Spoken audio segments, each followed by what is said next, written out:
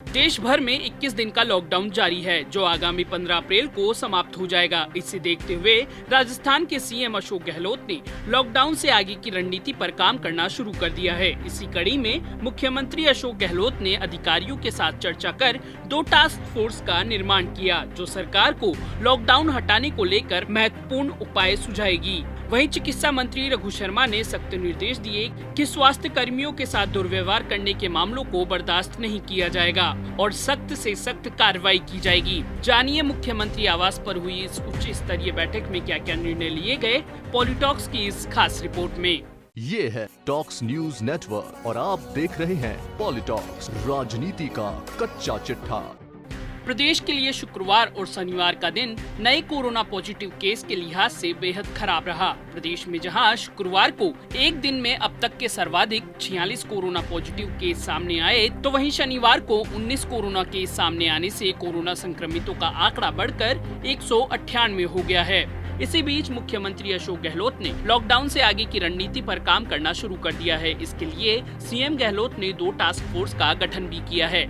Corona कहर के चलते देश में जारी लॉकडाउन से अर्थव्यवस्था गड़बड़ा गई है। सीएम गहलोत ने इसके लिए संपूर्ण लॉकडाउन को चरणबद्ध रूप से हटाने के लिए सुझाव देने तथा लॉकडाउन से प्रभावित हुई अर्थव्यवस्था को फिर से पटरी पर लाने के संबंध में सुझाव देने के उद्देश्य से 2 टास्क फोर्स का गठन कर इसके आदेश जारी किए। सीएम गहलोत ने प्रधानमंत्री नरेंद्र मोदी द्वारा मुख्यमंत्रियों के साथ गुरुवार को हुई वीडियो कॉन्फ्रेंस के दौरान की गई अपील के क्रम में अतिरिक्त मुख्य सचिव गृह राजीव स्वरूप की अध्यक्षता में 12 अधिकारियों और विशेषज्ञों की पहली टास्क फोर्स गठित की है, जो कि लॉकडाउन हटाने के लिए महत्वपूर्ण उपाय सुझाएगी। इस टास्क फोर्स में एसीएस चिकित्सा एवं स्वास्थ्य रोहित कुमार सिंह, एसीएस उद्योग सुबोध अग्रवाल के साथ साथ पुलिस महानिदेशक भूपेंद्र सिंह, ऊर्जा और कृषि विभाग के प्रमुख शासन सचिव व खाद्य आपूर्ति तथा श्रम विभाग के शासन सचिव के साथ साथ चिकित्सा विशेषज्ञ डॉक्टर अशोक पनगड़िया, डॉक्टर वीरेंद्र सिंह और डॉक्टर एसडी गुप्ता और अतिरिक्त पुलिस महानिदेशक अपराध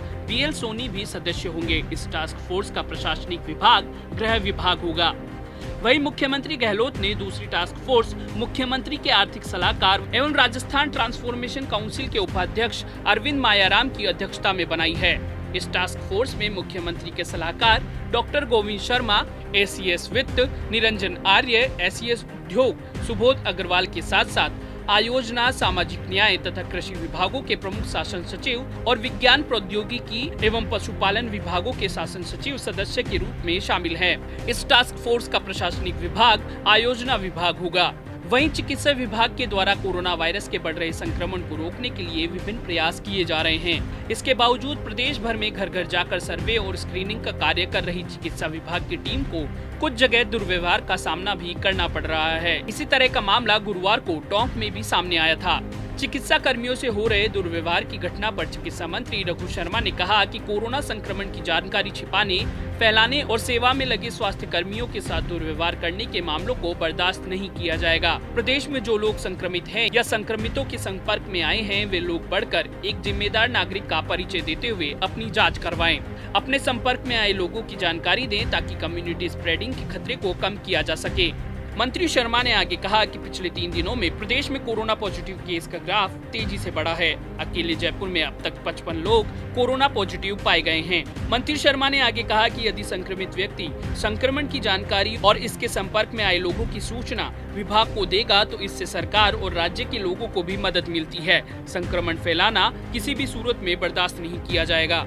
मंत्री शर्मा ने आगे कहा कि जो लोग कोरोना संक्रमितों की जिंदगी बचाने के लिए अपनी जिंदगी को खतरे में डालकर काम कर रहे हैं, उनसे दुर्व्यवहार करना उचित नहीं है।